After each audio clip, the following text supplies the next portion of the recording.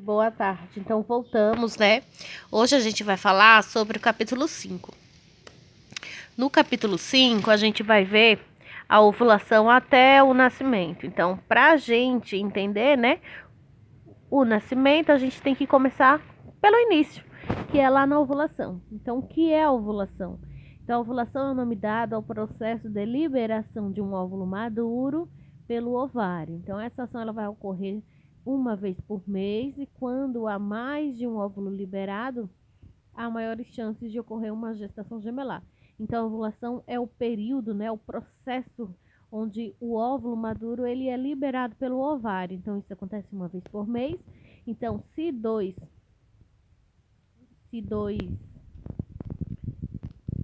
óvulos forem liberados, então há chance de ocorrer uma gestação gemelar, que é uma gestação de gêmeos. Quando a ovulação acontece, significa que o corpo está no ápice da fertilidade, então apto para ter os óvulos fecundados por espermatozoides. Então, quando ocorre a ovulação, né, significa que esse é o ponto mais alto, né, é o ponto crucial da fertilidade, né? Então, é nesse momento em que os óvulos, eles podem ser fecundados pelos espermatozoides. Então, caso ocorra, né, o encontro do espermatozoide com o óvulo, aí vai ocorrer, né, a fecundação de um novo ser vivo e a formação de um novo ser vivo, né?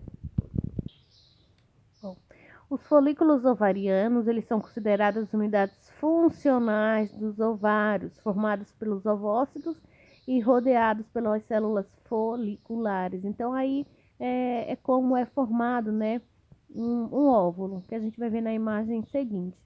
São agregações, então os folículos são agregações esféricas de células encontradas no ovário. O folículo ovariano consiste num oócito revestido que se desenvolve a partir das células epiteliais germinativas que revestem a superfície do ovário. Então, é como se fosse várias esferas que protege, que circula o óvulo. O folículo contendo o óvulo amadurece em cerca de 12 a 14 dias, quando se rompe ou liberando o óvulo, caracterizando a ovulação, que acontece próximo às franjas da tuba uterina. Esse é o momento mais fértil do ciclo menstrual e quando a mulher tem as maiores probabilidades de engravidar em relações sexuais sem métodos contraceptivos. Então, esse folículo, vamos ver na imagem seguinte, o que ele é. Veja, é como se fossem essas esferas que circulam o óvulo, né? Então, quando esse óvulo ele é amadurecido, se rompe e aí ele sai, é como se fosse uma cápsula protetora, sai, né? E aí é enviado para as tubas uterinas. O que restou do folículo é chamado de corpo lúteo ou corpo amarelo, responsável pela produção de progesterona após a ovulação. Isso acontece aproximadamente 14 dias antes da menstruação, quando começa a se degenerar, caso não tenha ocorrido a fecundação. Então, esse corpo lúteo, né, que chama, quando não é fecundado, é chamado de corpo lúteo. Aí ele começa o processo de degeneração, né, de se degenerar, e aí ele vai ser posteriormente liberado através da menstruação. Em casos de fecundação, o corpo lúteo ele será fundamental para produzir hormônios responsáveis pela manutenção do endométrio do útero, proporcionando um ambiente adequado para a gravidez. Então, se caso ocorra a fecundação, esse corpo lúteo ele vai propiciar um ambiente adequado, né, lá no endométrio, um ambiente propício para que a gestação ela seja levada adiante. E caso não ocorra a fecundação, esse corpo lúteo ele vai ser degenerado. O óvulo ele vai ficar disponível ali no corpo feminino por até 24 horas, tá? Então, depois de amadurecido, liberado, ele fica pronto para ser fecundado até 24 horas. Já o espermatozoide, ele consegue ficar, digamos, vivo, né? Entre aspas, ele consegue ficar até de 3 a 5 dias, né? ali dentro do corpo feminino. Então, mesmo que a mulher não tenha liberado o óvulo no momento, né, da relação sexual sem proteção, possa ser que posteriormente ela ocorra uma gestação ali, ocorra a fecundação, porque o espermatozoide ele pode ficar vivo entre 3 a 5 dias dentro do corpo feminino, tá? Aí a gente tem os sintomas, né? Porque quando a mulher ela está ovulando, então pode acontecer de algumas mulheres elas sentir alguns sintomas, e aqui a gente traz alguns para vocês. Então, alta no libido, então no período ovulatório é como a mulher se sentir mais estimulada sexualmente. Alteração da secreção, então o muco vaginal ele fica consistente em maior quantidade, com a textura parecida com clara de ovo. Então a mucosa vaginal, a mulher percebe que é eliminada uma mucosa vaginal que ela tem a textura da clara de ovo. Aumento da temperatura, então o organismo normalmente ele mede entre 36 e 37 graus.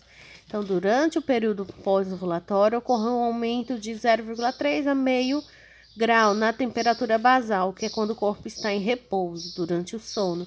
Essa medição deve ocorrer assim que acordar. Então, no momento em que a mulher acorda, quando ela está ovulando, a temperatura dela pode aumentar de 0,3 a 0,5 pontos, né? Então, para uma mulher que está tendo dificuldades de fecundar, né?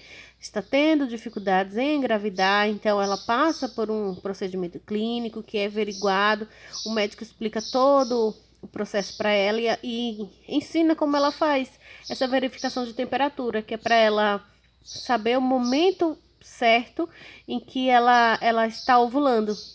E aí ela tenta fazer, né, acontecer uma gravidez naquele momento. Então, a temperatura da mulher ela vai aumentar. Isso sempre ao acordar. Então, essa verificação de temperatura é analisada sempre ao acordar. Então, quando a mulher está ovulando, ela também sente dor, tá? Então, algumas mulheres sentem dor na região pélvica durante a ovulação. Isso acontece porque quando o óvulo se solta do ovário, ele rompe a estrutura que o envolve. Lembra lá da estrutura? Pronto. Então, quando ele rompe essa estrutura que o envolve, a mulher sente dor também. Então, isso é um sinal que ela está no período ovulatório. Que são ovários policísticos. Então, os ovários policísticos é uma condição hormonal comum nas mulheres em idade reprodutiva, ou seja, no período em que ela ainda está ovulando, né, antes da menopausa, no qual há um aumento no tamanho dos ovários devido à formação de cistos. Em geral, eles surgem em mulheres com histórico familiar da doença, obesidade e resistência à insulina. Então, ocorre o surgimento de vários cistos, né, no ovário, então ele acaba aumentando o seu tamanho normal. A gente vai ver na imagem a seguir. E essa característica, esse processo de desenvolvimento desse policístico ainda não é 100% confirmado as suas causas, mas estudos indicam que pode ter relação com o histórico familiar já da doença, né? Então pode ser passado geneticamente, pode estar relacionado com a obesidade e também a resistência à insulina. Então, os principais sintomas dos ovários policísticos é a menstruação irregular, alta na produção de testosterona, a obesidade e também o desenvolvimento de acne.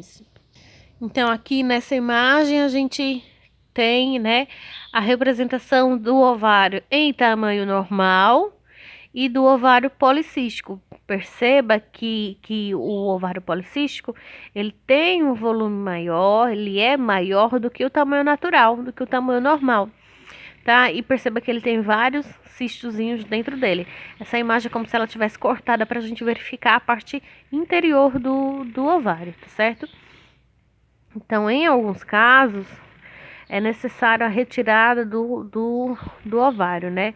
Quando ocorre a produção muito excessiva desses cistos, né? Acarretando em situações mais graves e tendo, então, que retirar. Se caso a mulher tenha em apenas um lado, né, do ovário, ela ainda consegue engravidar, né, pelo outro ovário, né, ainda consegue ocorrer a produção de, de óvulos pelo outro ovário. Mas caso ocorra esse policístico nos dois e tem que tirar os dois, aí ela não vai conseguir